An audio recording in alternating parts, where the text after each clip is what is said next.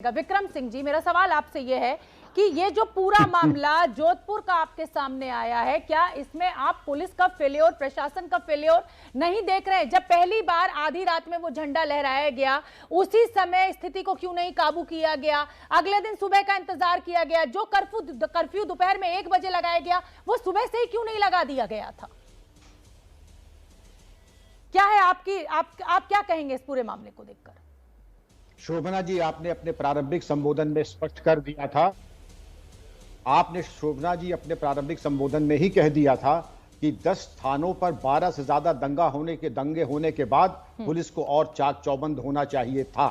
ये संतोष का विषय है कि आप हैं, आपसे बेहतर कोई नहीं समझ सकता है कि इसमें क्या पहल होनी चाहिए थी। जिस वक्त झंडा लगा, दंगाइयों ने अपना पर्चा आउट कर दिया, अपने मंसूबों को बाहर कर दिया। पुलिस को चाहिए था कि उनके कहर बन के टूट पड़ते, प्रिवेंटिव अरेस्ट रासुका के अंतर्गत और अन्य कड़ी धाराओं में उनकी गिरफ्तारी हो जानी चाहिए थी, नहीं हुई। कर्फ्यू लग जाना चाहिए था, नहीं लगा।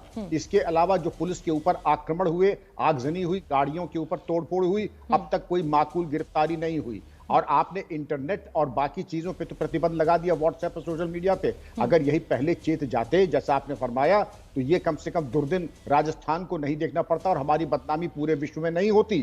थोड़ी सी पहल, थोड़ा सा और पहले कार्रवाई, प्रीएम्प्टिव स्ट्राइक, क्योंकि पुलिस का काम प्रोएक्टिव होता है, रिएक्टिव नहीं होता है। और इस पे किसी हुक्म की जरूरत नहीं थी। इसके पहले भी जब दंगा फसाद हुआ था, आपने करौली का नाम लिया, आपने अन्य स्थानों का नाम लिया। जब एक फिजा में एक जहर, हल्का सा एक तनाव है, तो पुलिस की जिम्मेदारी बढ़ जाती थी।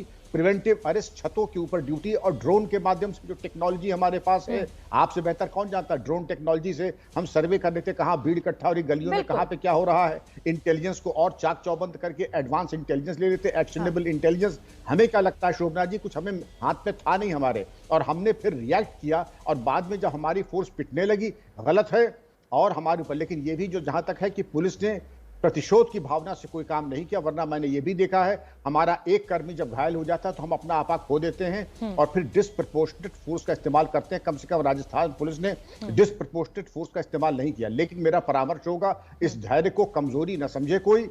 आगे आप कम से कम आज रात तक जिन लोगों ने आगजनी की है, पुलिस पर आक्रमण किया है, कानून अपने हाथ में लिया है, ये एक रवैया तरीके से लगा है, उन पे तो कार्रवाई हो जाए। बिल्कुल ठीक है विक्रम सिंह जी, एक रवैये के ऊपर भी सवाल खड़ा हो रहा है। रवैये की बात इसलिए हो रही है कि जब उत्तर प्रदेश में कुछ इस तरीके की घटना होती है या मध्य प्रदेश में होती है, तो सख्त एक्शन देखने को मिलता है, यानी जमीन पर एक्शन दिखाई देता है। भले ही मैं बुलडोजर को बिना न्यायपालिका के इस्तेमाल के सही नहीं मानती हूं, लेकिन इस्तेमाल होता है और जो भी आरोपी है उनकी फटाफट गिरफ्तारी होती है। यहाँ राजस्थान में करौली में हिंसा भड़कती है, किसी तरीके का कोई एक्शन जमीन पर दिखाई नहीं देता है। क्या ये उसका खामियाजा है कि जो इस तरीके के शरारती तत्व हैं उनके हौसले बुलंद होते हैं और इस तरीके की घटनाएं सामने आती हैं?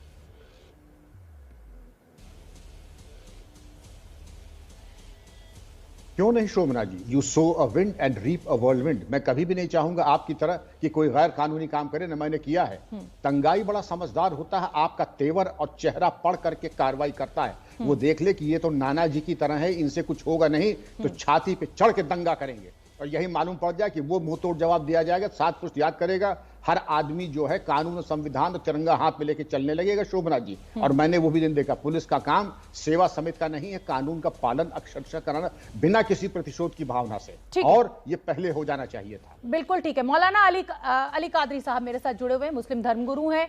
मौलाना अली कादरी, जो भी हुआ, चाहे मैं करौली की बात करूं, क्योंकि आज मैं राजस्थान की बात कर रही हूं, नहीं तो मैं जहांगीरपुरी की बात भी करती, मैं मध्य प्रदेश की बात भी करती और मैं गुजरात की बात भी करती, लेकिन आज राजस्थान की बात होना बेहद जरूरी है। अली कादरी साहब, आपको क्या लग रहा है, ये दोनों समुदायों के बीच में सच में तनाव है, एक दूसरे के लिए मोहब्बत खत्म हो गई है, ये ताना बाना ढीला पड़ गया है, या फिर ये कोरी सियासत है जो आज यहां तक पहुंच गए हैं दोनों समुदाय कि झंडे को लेकर इस तरीके से एक दूसरे के ऊपर हमलावर है, हिंसा भड़क रही है?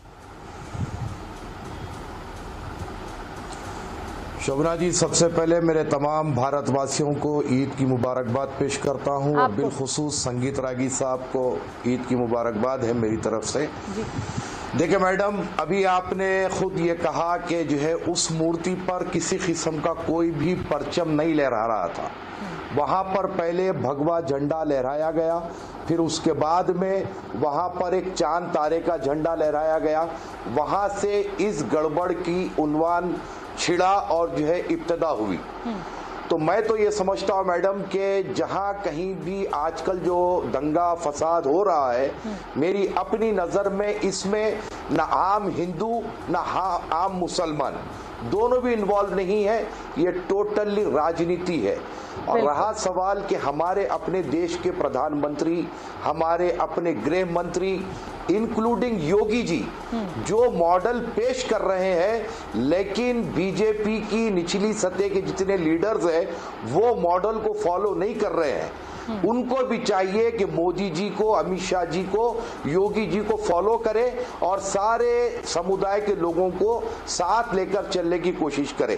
अभी आप देख रहे थे कि हमारे एमपी साहब है और एक्स मिनिस्टर है, बहुत बड़े जिम्मेदार आदमी है, लेकिन उन्होंने किसी किस्म की कोई जिम्मेदारी की गुफ्तगू नहीं की, बल्कि उल्टे एक समुदाय को जिम्मेदार बनाने की कोशिश कर रहे हैं।